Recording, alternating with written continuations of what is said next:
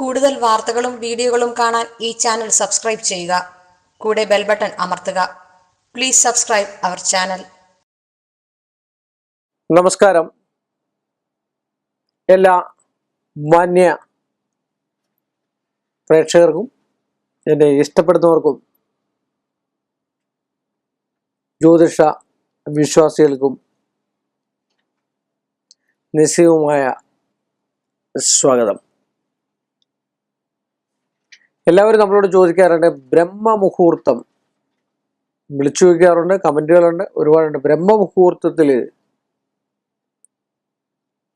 ചെയ്യുന്ന കർമ്മങ്ങൾ എന്തൊക്കെ, അല്ലെ എങ്ങനെയൊക്കെ എന്നൊക്കെ. ബ്രഹ്മമുഹൂർത്തത്തിൽ ഏതൊരു കർമ്മം ചെയ്താലും അത് അത്യുത്തമമാണ്. ബ്രഹ്മമുഹൂർത്തം എന്ന് പറഞ്ഞു കഴിഞ്ഞാൽ നമ്മൾ പറയാറില്ലേ 7:30 വെളുപ്പിന് എഴുന്നേറ്റു എന്ന്.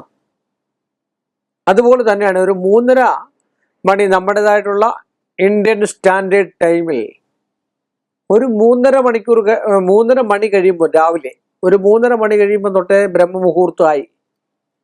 അത് ഉദയം തൊട്ട് നമ്മൾ ഗണിച്ചെടുക്കണം. ബ്രഹ്മമുഹൂർത്തം കൃത്യമായിട്ട് അറിയണമെങ്കിൽ ആ സമയത്ത് നമ്മളൊരു പൂജ കഴിക്കുക എന്നുള്ളതല്ല. ആ സമയത്ത് എഴുന്നേറ്റ് ഗണപതിയെ ഏറ്റവും കൂടുതൽ വന്ദനം ചെയ്തു കഴിഞ്ഞാൽ ആ ഗൃഹത്തിന് ഐശ്വര്യമല്ല മറ്റൊരു പൂജ കഴിക്കേണ്ടി വരത്തില്ല. നിങ്ങളൊന്ന് ആലോചിച്ച് നോക്കി, ഏത് പൂജ കഴിച്ചാലും ആദ്യം എന്താണ് ചെയ്യുക? ഗണപതിക്കാണ് വയ്ക്കുക, അല്ലേ? എന്തിനാ ഗണപതിക്ക് വയ്ക്കുക? സകലമായിട്ടുള്ള നമ്മളിലോ നമ്മുടെ കുടുംബത്തിലോ നമ്മുടെ ഭൂമിയിലുള്ള തടസ്സങ്ങളെ മൊത്തം മാറിക്കിട്ടാൻ. നിങ്ങളുടെ കുടുംബത്തിലൊരു സുദർശന ഹോമം നടക്കട്ടെ, ആദ്യം എന്താ ചെയ്ത? ഒരു വിളക്ക് തെളിച്ചിട്ട് ഒരു പഴമാണെങ്കിൽ അവിടെ വെച്ചിട്ട് ഗണപതിക്കാണ് വെക്കുക. ഒരു ത്രിമധുരമാണെങ്കിലും വെച്ചിട്ട് ഗണപതിക്കാണ് വയ്ക്കുക. ഒരു അഘോര ഹോമം നടത്തിയ ഗണപതിക്കാണ് വയ്ക്കുക. ഒരു സുദർശന ഹോമം നടത്തിയ പിന്നെ ഗണപതിക്കാണ് വയ്ക്കുക.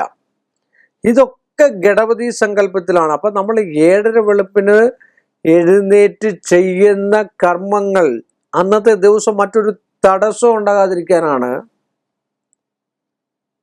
നമ്മൾ ഗണപതിയെ പ്രസാദിപ്പിക്കുക. അപ്പം ഗണപതിയെ പ്രസാദിപ്പിച്ച് എന്തൊക്കെ ഗുണങ്ങളുണ്ടെന്ന് ആലോചിച്ച് നോക്കി.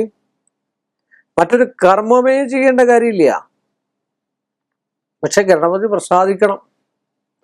ആ ഗണപതി ഹോമം നടത്തി മറ്റ് കർമ്മങ്ങൾക്ക് തടസ്സം ഉണ്ടാക്കാതിരിക്കാൻ സുരക്ഷിതമായിട്ട് നമ്മുടെ കൂടെ നിൽക്കുന്ന ഒരു സെക്യൂരിറ്റിയാണ് ഗണപതി. നമുക്കൊക്കെയുള്ള തടസ്സങ്ങളോ മറ്റു കാര്യങ്ങളോ മറ്റ് കുടുംബ സംബന്ധമായിട്ടോ വീട് സംബന്ധമായിട്ടോ ധനസംബന്ധമായിട്ടോ അല്ലെങ്കിൽ മറ്റു കാര്യങ്ങൾക്കോ എന്തെങ്കിലും ഒരു തടസ്സം ഉണ്ടെങ്കിൽ അത് മാറ്റി കിട്ടാനായിട്ട് ഗണപതി അവിടെ നമ്മളെ എന്താ പറയുക, നമ്മളെ സന്തോഷിപ്പിച്ചിരിക്കുന്നതായിട്ടൊരാളാണ് ഗണപതി. അത് കഴിഞ്ഞതിന് ശേഷമാണ് നമ്മളൊരു സുദർശനമോ ഒരു അഘോരയോ അല്ലെങ്കിൽ മറ്റൊരു കാര്യങ്ങളോ ഒക്കെ നമ്മൾ ചെയ്തു വരുന്നത്. അപ്പോൾ ആ ഒരു പൂജകൾക്കും ഏതൊരു പൂജ ചെയ്തെന്ന് പറഞ്ഞാൽ ബ്രഹ്മമുഹൂർത്തം എന്ന് പറഞ്ഞാൽ അത് എഴുന്നേക്കാനായിട്ടുള്ള ചിട്ടകളും മറ്റു കാര്യങ്ങളൊക്കെ ഉണ്ട്. നമ്മൾ വലം തിരിഞ്ഞ് വേണം എഴുന്നേക്കാനായിട്ട്.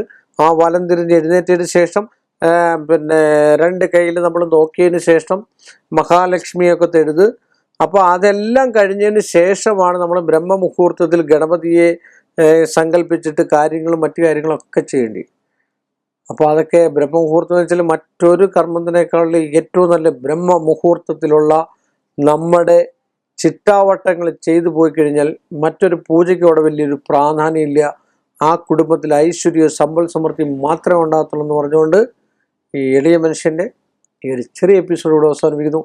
വീണ്ടും നമ്മൾ തമ്മിൽ കാണുന്നവരെ എല്ലാ മാന്യ പ്രേക്ഷകർക്കും നന്ദി, നമസ്കാരം. കൂടുതൽ വാർത്തകളും വീഡിയോകളും കാണാൻ ഈ ചാനൽ സബ്സ്ക്രൈബ് ചെയ്യുക. കൂടെ ബെൽ ബട്ടൺ അമർത്തുക. Please subscribe our channel.